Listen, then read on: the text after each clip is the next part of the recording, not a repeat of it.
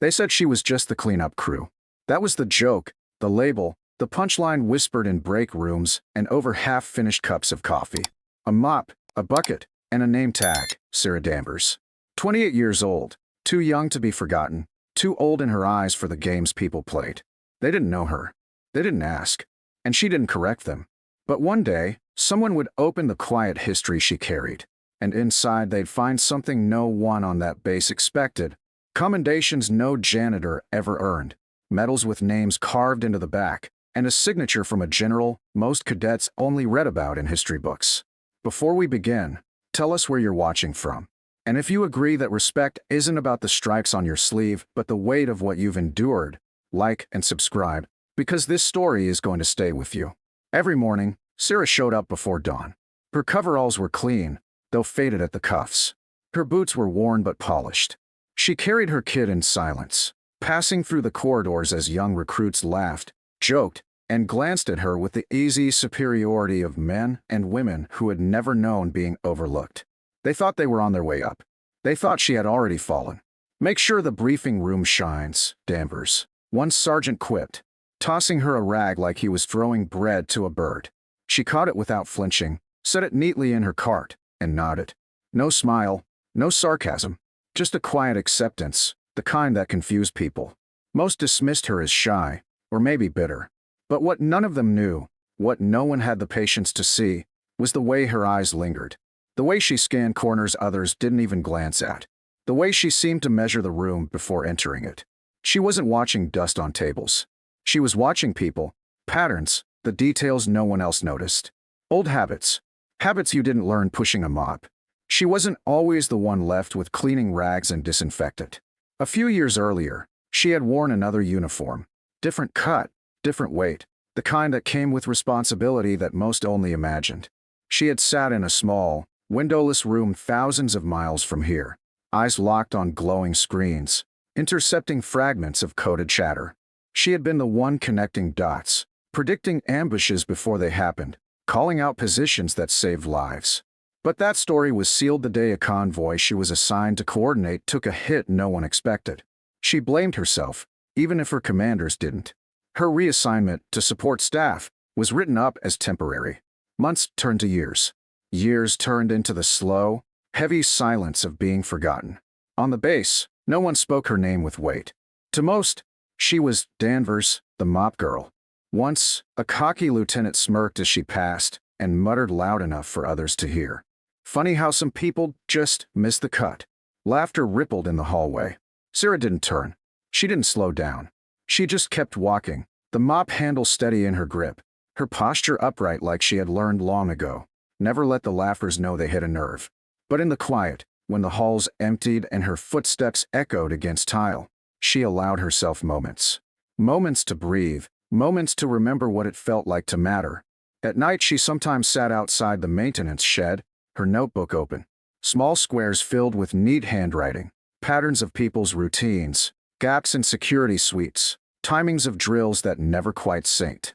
She didn't share the notes with anyone. Not yet. They were hers, the proof that she still saw what others couldn't.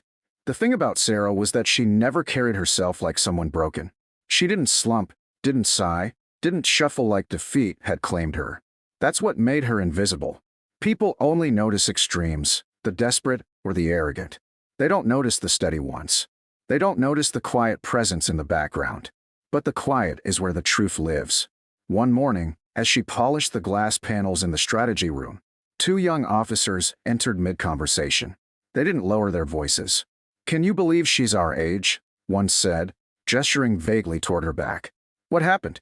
"Flunked out. Couldn't hack it." The other laughed. "Maybe she just likes toilets." They chuckled, their voices bouncing off steel and glass, echoing against her silence. Sarah wiped in steady circles, finished the panel, set her cloth down, and moved to the next section. Not a flinch, not a glance. Just patience. Because Sarah knew something they didn't. People underestimate the ones holding brooms and mops. They forget that sometimes the uniform doesn't tell the story. Sometimes the real warriors are hiding in plain sight, carrying scars that don't show until you're forced to look twice. By the end of that week, the recruits had turned their dismissal into a routine. Jokes about Danvers the dust sergeant. Remarks about how she could command a mop battalion. A group of cadets even left a fake metal tape to her locker, made of tinfoil and labeled for outstanding sanitation. They laughed, slapped each other on the back, and never considered what it revealed about them, not her. Sarah found it quietly, peeled it off, and tucked it into her pocket. Not out of shame, out of habit. You don't throw away the evidence of who people really are. To them, Sarah was just the cleanup crew. To Sarah, every day was another mission, another test of endurance, another chance to measure patience against mockery. She didn't argue. She didn't defend herself. She just kept showing up. Quiet, steady, invisible. Waiting. Because the thing about waiting is this: it's not weakness. It's preparation.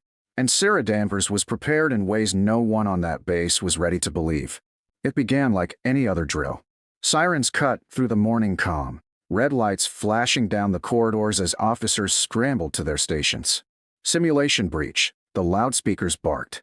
Cadets sprinted in formation, boots slamming against the concrete like a war drum. The air was thick with urgency, with pride, with the sharp-edged energy of men and women who believed the test was theirs to win. And Sarah Danvers? She was mopping the hallway outside the command center, her bucket sloshing with each pull of the ragged mop across polished tile. She didn't flinch at the sirens, didn't rush like the others. She had heard that sound before. Not the simulation version, not the staged chaos, but the real thing, in a real war zone, where alarms never gave enough time. The cadets swept past her, their eyes locked on the mission ahead. One even called back over his shoulder, laughing, "Better hurry up with that mop, Danvers. Don't want enemy footprints on the floor." The group erupted in chuckles as they vanished down the stairwell. Sarah kept working, her posture calm, her gaze steady. But her ears were locked on the command room ahead. Inside, it was louder. Officers crowded around consoles, shouting over one another, their fingers hammering at keyboards. The simulation enemy had taken down the base's primary communications grid. Screens flickered, maps froze, alerts stacked one over another in glaring red. "System malfunction," one lieutenant barked. "Switch to backup protocols." But when they did, the backups collapsed too. Chaos spread across the room like fire across dry grass. Sarah wheeled her mop bucket to the doorframe, pausing. She leaned slightly, pretending to wipe the metal edge, but her eyes scanned the consoles. The patterns were too familiar, too precise to be a glitch. The staggered delays, the cascading failures, the timing between collapses. She had seen this before. Years ago, not in a classroom, not in a drill, but in a darkened operations center half a world away, when a hostile network nearly blinded an entire squadron. She set the mop aside. Her heart didn't race, didn't stumble. It slowed, focused, the way it always had when pressure rose. Quietly, she stepped inside. "It's not a malfunction," she said evenly, her voice cutting through the static and shouts. A few heads turned, confusion etched into their faces. A janitor speaking in the middle of a live exercise? It's a staggered override. You're looking at a pattern breach, not a failure. The lieutenant in charge turned, disbelief twisting his mouth. "Danvers? What are you?" He cut himself off with a scoff. "Stay out of the way. We've got this." Sarah didn't move. Her eyes flicked to the main console, watching as another red alert flared. She stepped forward, uninvited.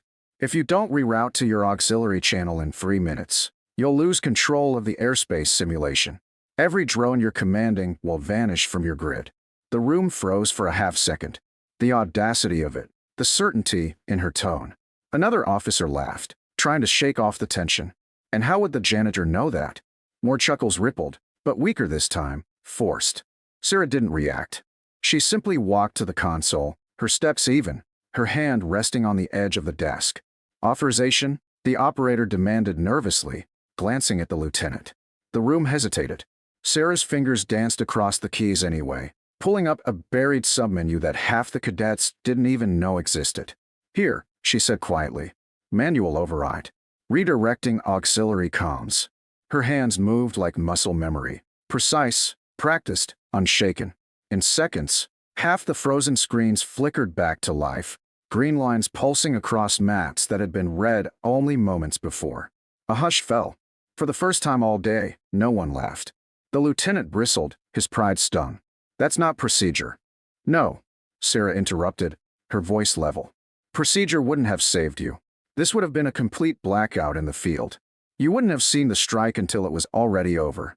She stepped back, folding her hands calmly in front of her. But you're welcome to keep calling it a malfunction. The silence in the room was deafening. Whispers sparked in the corners, cadets exchanging bewildered looks. How did she know that? One mouthed. Another muttered. That was an ops command code. The simulation continued, but the tone had shifted. Every eye that passed over Sarah now lingered longer. Not with respect yet. Not with trust. But with something new: doubt. Doubt about what they thought they knew. Doubt about who she really was.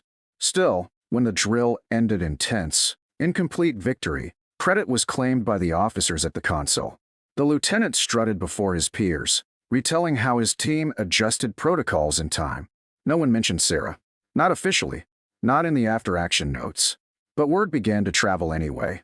In the mess hall that night, cadets whispered. She just walked in and fixed it. You're lying. I swear I saw it. She typed something I've never even heard of. But she's janitorial. Then why did the system listen to her?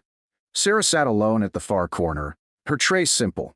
Black coffee, a sandwich, an apple. She ate quietly, not looking up, not interrupting the whispers that floated across the room. She didn't need to. The whispers were doing their work.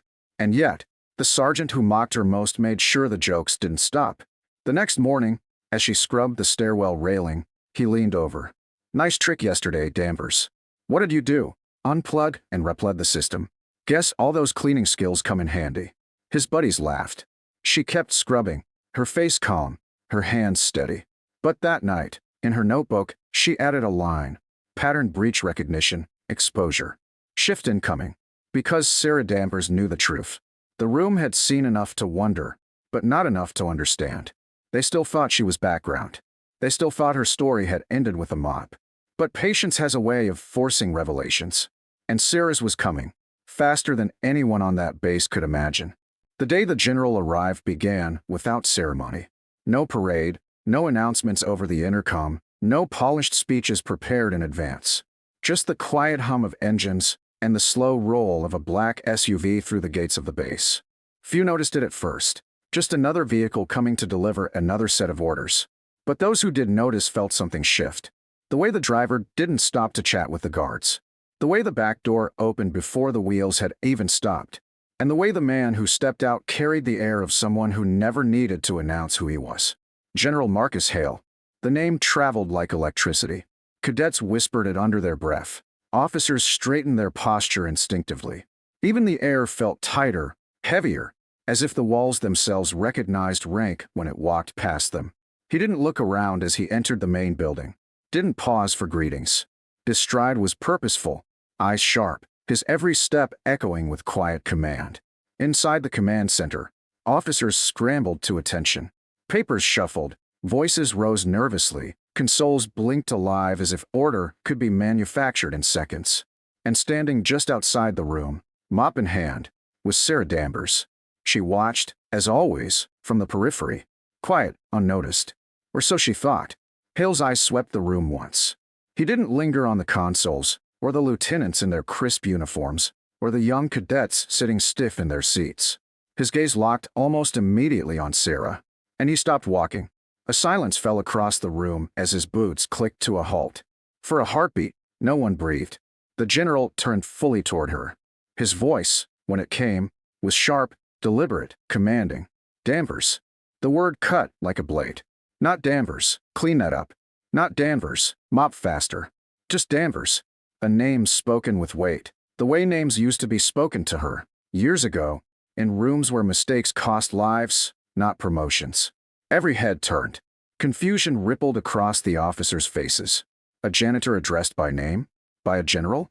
No one spoke, but the question filled the air. What did he just say? General Hale closed the space between them in 4 steady strides. His eyes never left hers. Join command, he said. No hesitation. No explanation. Just an order. The silence deepened. A lieutenant coughed, then stammered. Sir, with respect, she's quiet. Hale snapped, his tone brooking no dissent. He turned back to Sarah. I should never have let you be buried here. That ends today. Sarah's grip tightened on the mop handle. Not out of fear, out of restraint. She had learned long ago that when recognition finally came, it often came too late. She raised her eyes slowly, meeting the generals without flinching. Around them, whispers ignited like sparks. Who is she? What does he mean? Join command. Hale didn't let the whispers grow. He addressed the room, his voice steady, resonant. Most of you don't know her. That's your loss. Sarah Danvers isn't just your janitor. She was one of the finest intelligence officers I ever had the privilege to work alongside. She wrote the operational protocols you skimmed in your training. She saw patterns where others saw chaos. She kept pilots alive when satellites went dark.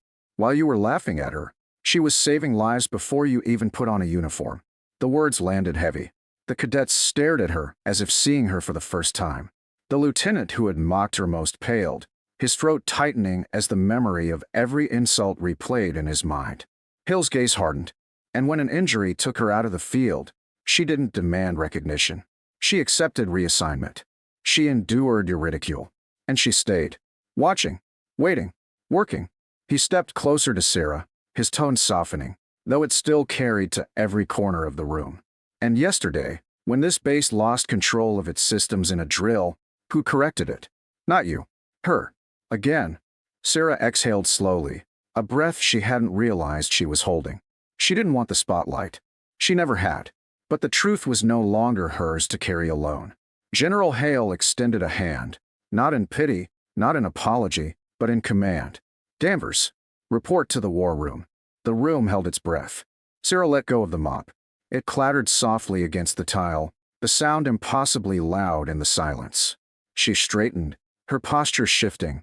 Not a janitor now, not a background shadow, but the officer she had always been. For the first time in years, her name was called as it should have been. When she walked past the rows of cadets, their eyes followed her. Not mocking now, not dismissive, something heavier. Respect. Belated, reluctant, but real. At the doorway to the war room, she paused. Look back just once. Her voice was calm, measured, but it carried the weight of everything she had endured. Respect isn't about the job you're given. It's about the duty you uphold, even when no one's watching. Then she stepped inside, leaving behind the mop, the bucket, and the smallness they had tried to trap her in. From that day forward, Sarah Danvers' name was no longer whispered in mockery. It was spoken in briefing rooms, etched on rosters, carried in voices that understood her weight. And though she never sought rank, never asked for ceremony, she had been restored to the place she belonged, where her mind, her patience, and her silence mattered most. Because the truth was simple. Sarah Danvers had never stopped serving. The base had just taken too long to realize it. And when the story was retold, by cadets in the mess hall, by officers in late-night conversations, it always came down to one moment. The moment a general walked in, called her by name, and reminded everyone that real leaders don't vanish. They endure. Quietly, patiently, until the day the world can no longer afford to ignore them.